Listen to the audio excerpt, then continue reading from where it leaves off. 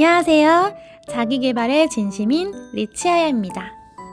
오늘은 제가 수정에 수정을 거듭해서 지금까지 잘 활용하고 있는 저만의 플래너 양식을 소개해 드릴게요. PDF로 만들었기에 인쇄하셔서 사용해도 좋고 아이패드 굿노트나 갤럭시 탭 메모 어플에서 사용하셔도 돼요. 먼저 먼슬리 부분인데요. 크게 두 파트로 나눌 수가 있어요. 첫 장의 achievement는 나의 성장과 자기계발 혹은 일적인 것에 관련된 부분을 적는 파트입니다. 저는 주로 제가 진행하고 있는 스터디나 강의 일정 혹은 체험단 스케줄, 오프라인 독서 모임 등을 기록하고 있어요. 여기 읽은 책들도 기록하고 있고요. 직장인들은 일과 관련된 일정을 적어볼 수도 있겠죠? Achievement 파트의 아래쪽에는 이렇게 프로젝트를 한눈에 볼 수 있게 기록하도록 마련하였어요. 이 프로젝트는 일과 관련된 부분일 수도 있고 배움이나 본인이 진행하는 다양한 활동에 관한 것일 수도 있어요. 혹은 체크리스트로도 활용이 가능하답니다. 저는 함경스라는 경제신문 스터디 일정도 체크를 했고 아이패드 라인 드로잉 강의 일정도 이렇게 형광펜으로 체크를 하였어요. 성장과 성취에 대한 파트이기 때문에 오른쪽에는 이렇게 그달의 목표와 그 목표를 이루기 위한 행동, 그리고 피드백 등으로 구성을 하였어요. 예를 들어 목표가 체험단으로 30만 원을 채우는 거라면 액션에선 실제로 그 목표를 이루기 위해 노력해야 할 행동인 매주 체험단 신청하기를 적어 놓았어요. 책 6권을 완독하는 게 목표이면 새벽마다 1시간씩 책 읽는 것을 액션으로 잡기도 했고요. 피드백은 아직 이날이 끝나지 않아서 적지 않았지만 매달 마지막 날에 내가 정한 목표를 얼마나 달성했는지를 적어보는 칸이에요. 구체적인 숫자로 기록하고 또 그 결과에 대한 제 생각이나 반성 등을 적어주면 돼요. 저는 제가 하는 일이 곧 제 성장과 연관되는 것이어서 따로 구분을 안 해주었지만 일과 성장을 별개로 가지고 가고 싶으신 분들은 형광펜 두 색상으로 칠해주어서 구분해 주셔도 좋을 것 같아요. 뒷장에 있는 두 번째 먼슬리는 인디비주얼 파트로 개인적인 일들을 주로 기록하는 공간이에요. 친구들과의 약속이나 가족과의 시간 등을 기록하면서 추억할 수 있는 파트지요. 이렇게 따로 기록을 하면 내 성장과 개인적인 일들이 섞이지 않아서 명확한 목표를 정하기가 쉽고 피드백을 하기에도 좋아요. 또 이렇게 책상 위에 펼쳐놔도 내 개인적인 일들이 드러나지 않아서 마음이 편하답니다. 먼슬리는 주로 그 전달을 마무리할 때 미리 계획을 세우는 편이에요. 물론 중간중간 수정 혹은 추가할 수 있어요. 먼슬리를 어느 정도 생각해서 채웠다면 이제는 위클리로 넘어가 볼게요. 위클리는 일요일 저녁이나 월요일 새벽에 주로 작성을 하고 있는데요. 크게 투두 리스트, 프로젝트 스케줄, 헤빗 트래커, 북 리스트, 메모로 구분할 수 있어요. 투두 리스트는 앞에 적은 먼슬리의 목표를 보고 그 주에 해야 할 일들에 대해서 적거나 아직 해야 할 날짜를 정하지는 못했지만 이 주에 꼭 하고 싶은 목록들로 채워요. 그리고 저는 아이 엄마이기 때문에 유아학비 지원 신청 같은 반드시 가족을 위해 해야 할 일들도 적는답니다.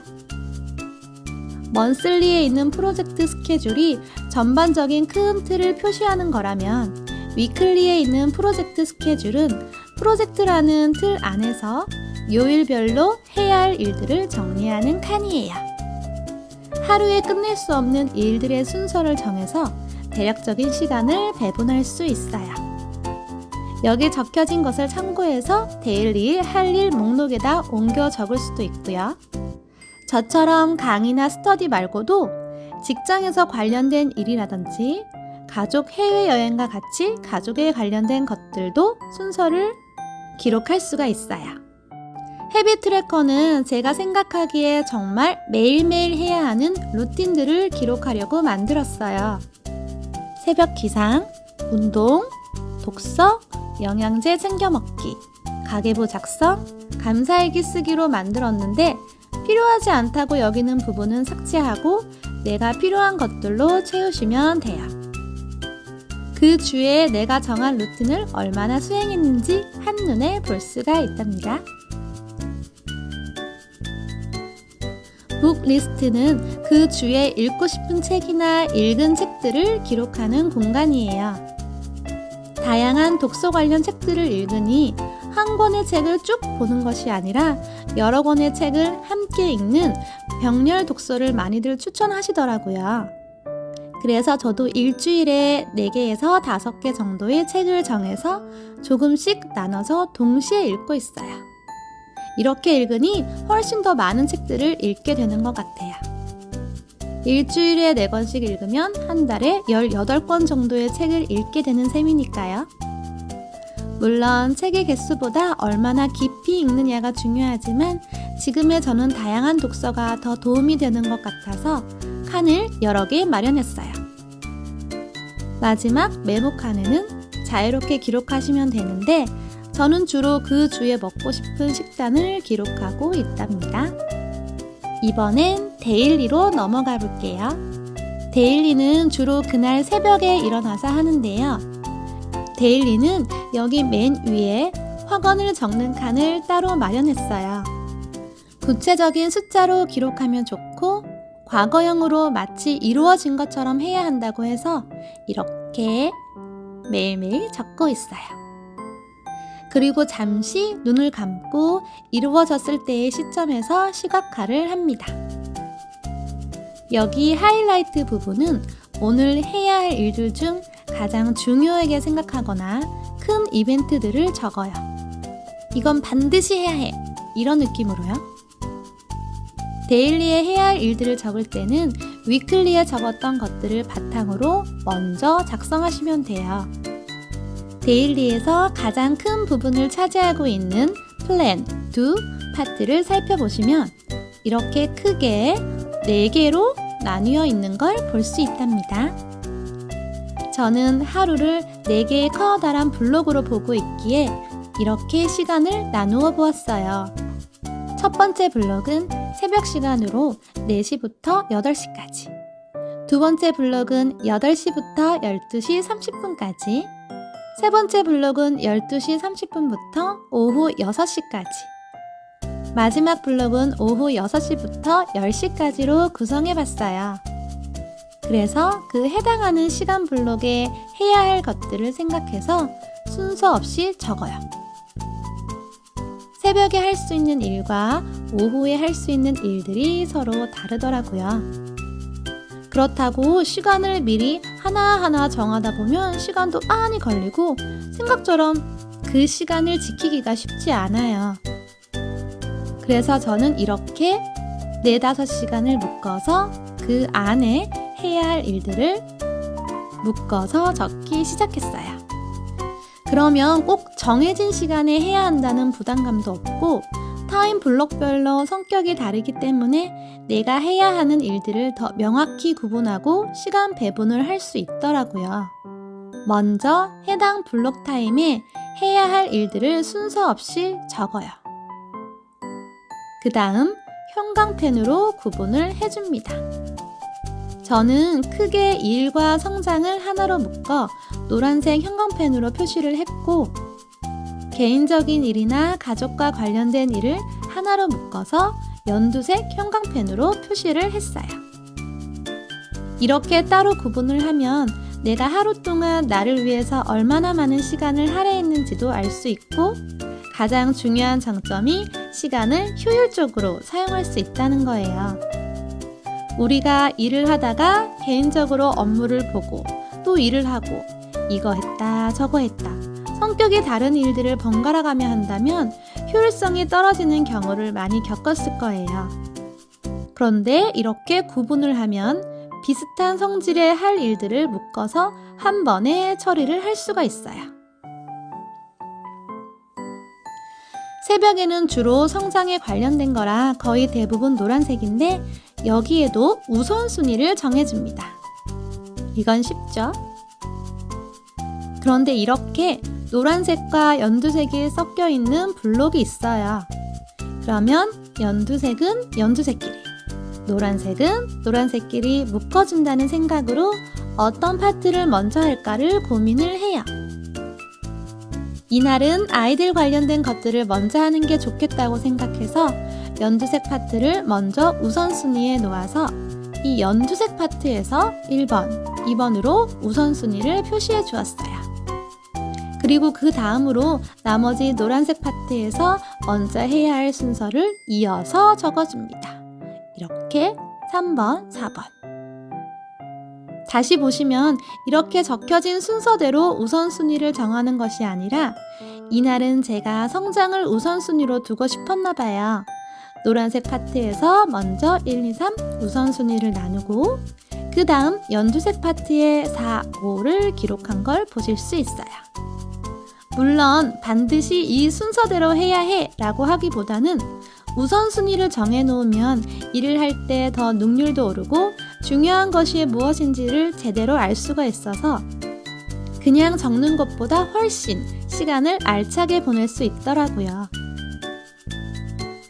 저는 앞에서도 말씀드렸듯이 제 일이 곧 성장과 관련된 거라 일과 성장을 하나로 묶어서 표시했지만 일과 성장을 따로 기록하고 싶으신 분들은 다른 색깔 형광펜으로 칠해서 묶으시면 돼요.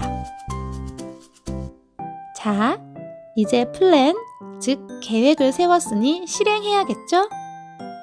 우선순위에 되도록 맞게 일을 진행한 뒤 체크를 해줘요. 그때 체크해도 되지만 저는 주로 한 블록이 끝나는 시간에 한꺼번에 그 블록의 수행 여부를 체크하고 있어요. 그리고 단순히 체크만 하기보다는 여기 옆에 있는 do 항목에 구체적으로 어떤 일을 했는지 혹은 메모할 것들을 적어주어요. 계획보다 실천이 중요하다는 생각에 do 항목은 빨간 볼펜으로 적어주고 있어요. 그리고 맨 앞에 있는 이 타임칸은 하루를 마무리하면서 기록해도 좋지만 저는 그렇게 했더니 다 까먹더라고요. 그래서 한 블록이 끝나면 색을 칠해주고 있어요. 같은 형광펜으로 표시한 항목을 한꺼번에 묶어주었기에 시간을 표시하기도 쉬워요. 이날은 제가 새벽 5시부터 8시까지 성장에 관련된 일을 했네요. 저녁 시간은 아직 어린아이들이 있어서 늘 연두색으로 표시가 되어 있어요. 텅 비어있는 시간은 씻거나 밥을 먹거나 유튜브를 본 시간이네요. 반성합니다. 저는 그날 저녁에 여기까지만 일단 기록을 해요. 저녁 시간은 아이들과 보내야 하고 두 아이를 재워야 하다 보니 여기까지 기록한 것만 해도 스스로 대견해 한답니다. 밑에 있는 피드백과 감사일기는 다음날 새벽 4시 반에 일어나서 세수하고 따뜻한 물 한 잔 마시고 책상에 앉아서 기록을 해요. 그 전날 작성한 플랜 do 항목을 보면서 스스로에게 별점을 주기도 하고 반성을 하기도 하면서 좀 더 나은 하루가 되기 위해 스스로 피드백을 합니다. 그리고 그 전날 감사한 일들을 곰곰이 생각해서 기록해요. 감사일기는 당일 저녁에 적는 것보다 다음날 새벽에 적는 게 훨씬 좋다고 해요. 힘들고 믿고 짜증났던 일들이 밤사이 다 날아가고 새벽 감성에 젖어서 모든 것이 감사하게 여겨지니까요. 그 감사한 감정을 가지고 하루를 살면 하루가 행복해진답니다. 저는 주로 가족에 관련된 감사를 많이 기록하는 편이에요. 가족과의 관계가 제 인생에서 가장 큰 영향을 미치기 때문에 이렇게 가족에 대한 감사를 적고 나면 마음이 더 여유로워져서 싸울 일도 없게 되더라고요. 이렇게 감사일기까지 적고 나면 다음 칸으로 넘어가서 오늘의 계획을 세워요. 데일리 스케줄은 늘 먼슬리에 적은 목표에서 위클리 투두 리스트로 넘어와서 뾰족하고 작은 단위로 쪼개서 적어가는 게 기본인 것 같아요. 큰 틀에서 이번 달 목표를 이루기 위해서 오늘 내가 무엇을 해야 하지를 생각하고 그것을 시행할 특정 타임블록에다가 먼저 적는 것도 좋아요. 꼭 새벽 블록부터 순서대로 채워나갈 필요가 없답니다. 몇 번째 블록부터 채워나갈지는 그 중요성에 따라 다르겠죠? 한 주의 마지막에는 메모 페이지를 마련했어요. 머릿속에 있는 생각들을 그때그때 종이에 적는 편인데 그 주에 나의 생각이나 아이디어, 메모 사항들을 모을 수 있어서 활용성이 높아요. 저는 한 장으로는 모자라서 2장을 연속해서 쓰고 있어요. 특히 새벽 시간에 메모를 많이 적는 것 같아요. 머릿속 아이디어들이 막 튀어나오면 놓치기 전에 재빨리 적고 그것을 다듬어서 노션에다 기록하고 있어요. 제가 다이어리 양식을 만드는 것이 취미이다 보니 또 어떻게 바뀔지는 모르겠지만 일단 이 양식을 꽤 오랫동안 사용하고 있고 효과도 좋아서 이렇게 사용 설명 영상을 올리게 되었어요. 저는 핑크를 워낙 좋아해서 핑크 버전으로 만들기는 했지만 그렇지 않은 분들을 위해 그레이 버전도 만들었답니다. 모두가 똑같이 주어진 시간 안에서 어떻게 그 시간을 꾸려나갈지가 우리의 성공 여부를 가르는 것 같아요. 오늘도 이 소중한 시간들을 알차게 잘 활용하시길 바래요. 플래너 양식을 받고 싶으신 분들은 영상 더보기란을 눌러주세요. 그럼 저는 더 좋은 콘텐츠로 다음 시간에 찾아뵐게요. 구독, 좋아요, 알람 설정 부탁드려요. 안녕!